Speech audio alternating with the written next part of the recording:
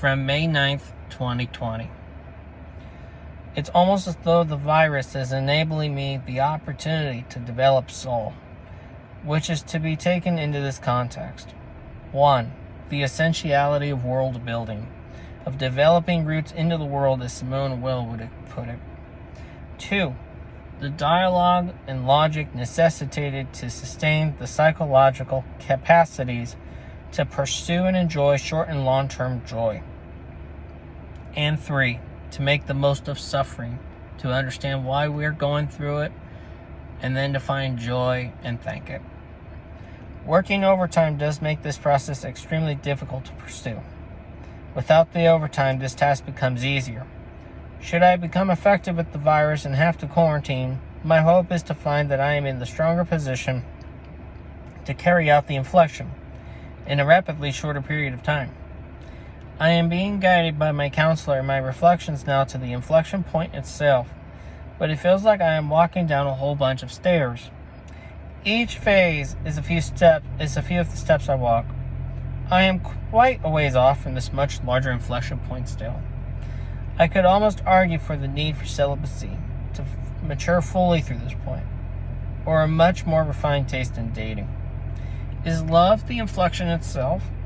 The virus in my mind makes me all realize what they have yet to gain, what they want. If the time is evaluated properly, this time becomes one of figuring out how to live the best life and love it. To love life is to enjoy it.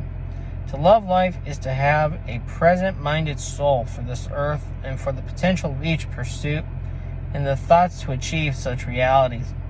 The notion of love is itself a complex matrix, but ultimately coming from the senses and the integration of the lover, the one in the driver's seat.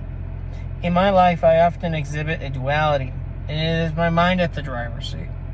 My consciousness, my awareness, my body, my somatical nature takes secondary course. The best I do is with the dialogue of the continual two, or the self-conversating mentality I adopted from an early age. I talk to myself. I find a peace, an anxiety, a plan, a history, and a potential in all of it. The reopening strikes me at a time where I realize that I need to quiet the clamors of quotidian life. A meditation retreat can be the best remedy for this.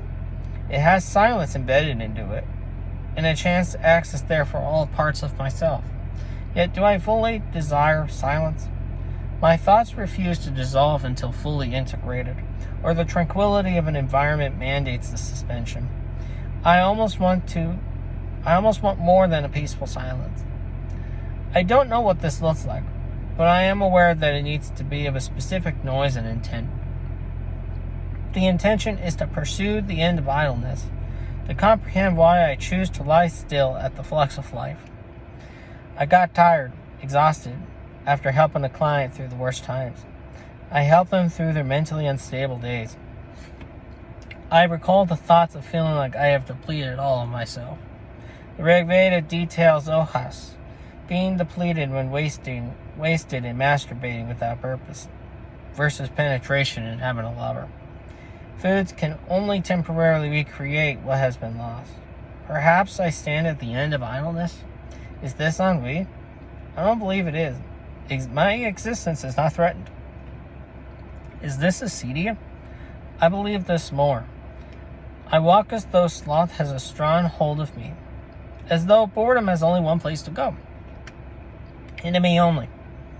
Life pours all around me, and yet life only gets a limited course on my end. I stay strongly passive, but life is not meant to be passive. Life is a flux, from Heraclitus. So then, why do I stay still? I have my fears. I ruminate deeply over the philosophical ramifications of this virus. Activity moves inside of myself. Is it simply so slow to come out? I feel no fear. I contract my delays into the left and right tensions of my two arms, and in the rest of myself I continue suspense at the words.